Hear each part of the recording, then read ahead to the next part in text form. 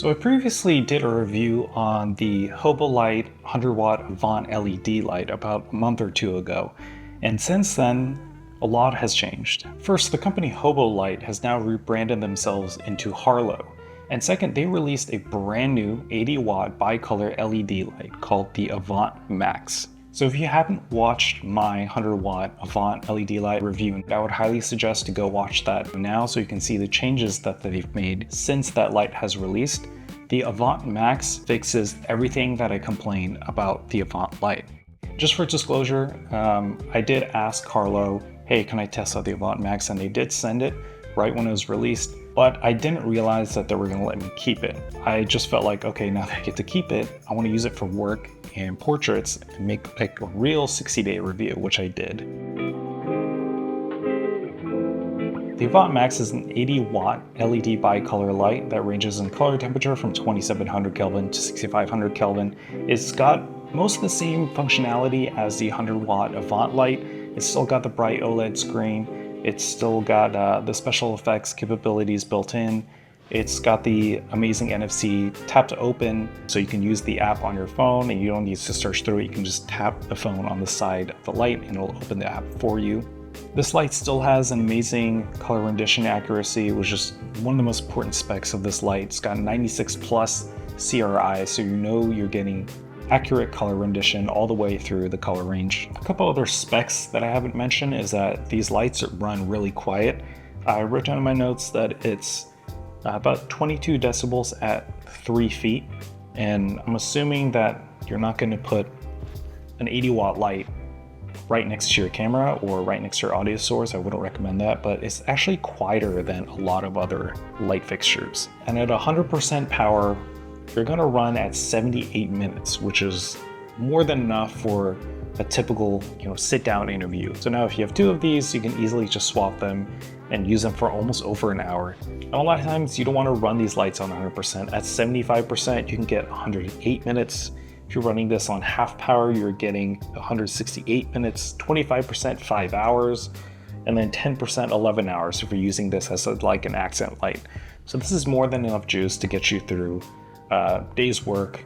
If you're using this as like a strong key light, probably want to bring 1 or 2 more batteries or connect this into a plug. Finally, let's talk about price. This light itself, along with the regular power adapter, is going to run you $699 US. It is not cheap, and with the creator kit, which comes with the barn doors, if I'm not mistaken, I'll throw everything on the screen, is $899 US.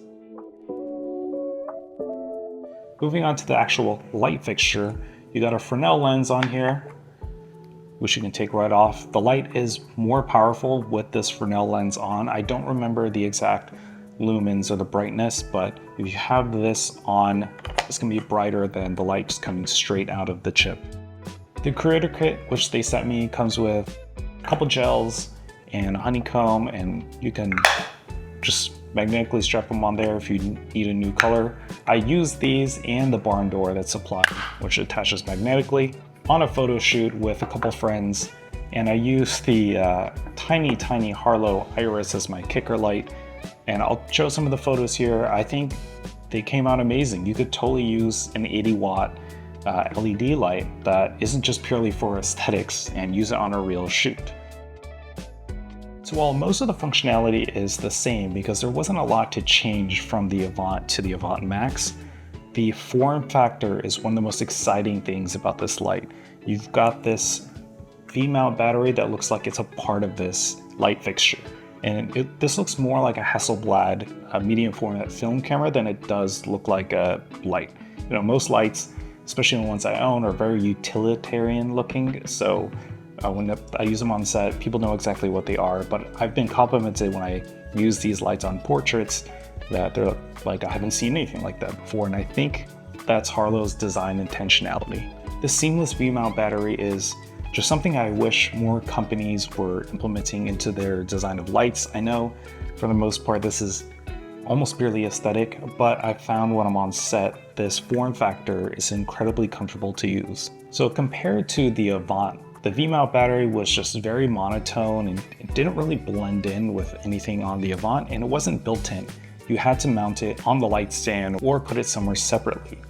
The Avant Max now comes in this great new midnight black faux leather colorway that makes this whole thing look seamless. And it's really easy to just take off. You can just slide on the button, lift right off. And if you didn't want to use a V-mount battery, it comes with this typical, really light DC power adapter, so you can plug in USB-C or your regular power cable that comes with the light.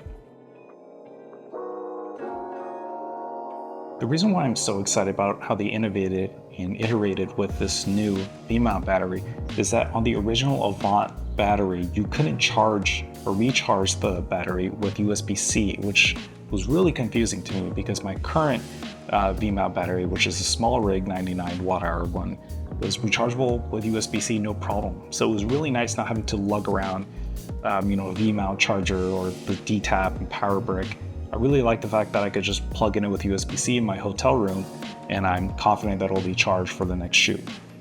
So with this one, I'm really excited that there are two USB-C ports and a regular 12 volt DC out with a D-tap. And if you click on the button here, you get a little light that pops out below the V-mount battery, so you know where you're mounting the battery exactly into your light, and it shows your battery percentage. And this battery still retains its weatherproofing. This is IP65, so whether this is in the dust or rain, which kind of blows my mind, it's going to be perfectly weatherproof. So you don't have to worry about lugging this around, and if it starts raining or if you're on set that requires a lot of special effects with water, you're completely fine to use this. Now that I have multiple power options using this V-mount battery and my original small rig V-mount battery, I never carry around power banks anymore. I feel like the concept of carrying power banks when I'm traveling is really outdated to me now. I usually just bring a V-mount battery. They're so small nowadays, and something like this looks so sleek. And with the two USB-C in-out ports, I can charge two devices at the same time. The only con with this new design is that it seems like any V-mount battery should stick on here. But I think the way that Harlowe designed this V-mount battery holder, it doesn't accept other batteries 100% securely. I tried using my small rig battery and mounting it on here, and it seems like it fits, but you could basically rip the battery right out. It won't damage anything, but obviously you want your battery to stay on there. This whole reason why this mount exists. Again, the Harlowe branded battery is perfectly fine. I think they just purposely built the V-mount lock to be 100% secure with this battery, and I don't think they did a lot of quality control trying to use other batteries, because why would they? I think 90% of people that buy this light are going to use the V-mount battery that comes with the light. But I still have to warn you that I wouldn't use other V-mount batteries on here because you can just rip them right off. So I don't know if you're moving the light around, it might just fall, which is incredibly dangerous while you're on set. Another thing that Harlowe has released is a new accessory. The original softbox that they gave me was so frustrating because you had to reach into the actual softbox itself to extend and prop it open for use. Immediately gave this feedback to Harlowe saying, this is really the slowest way to set up a softbox for myself when there's so many better ways. But since that video, within like a month, they've already released these quick build softboxes, octagonal or rectangular, and they've already had them ready for sale. So if you want to buy those, they're on their store. I really wish I could have used those because they seem way easier to use than the current aperture ones that I have now. I don't really have a lot of negatives with this light, maybe besides the cost of it, because I still will admit, even though I got this light for free, $900 or $700 is not cheap, and it doesn't make it accessible to everyone in the market. But I do think with their marketing, they're trying to take this the Leica route, where they're appealing to a lot of still photographers and making this real easy use as a big selling point versus something as utilitarian driven. I don't mind. Honestly, I would buy a handful of these because they're gonna last you almost for life. And then one small negative is that I would not use this honeycomb grid. I don't know if it's because it was just maybe the coating right out of the box, but I had propped it into the barn doors, and I had this, it smelled like a burning smell, and I think it was like the coating, or it seemed like the plastic on here.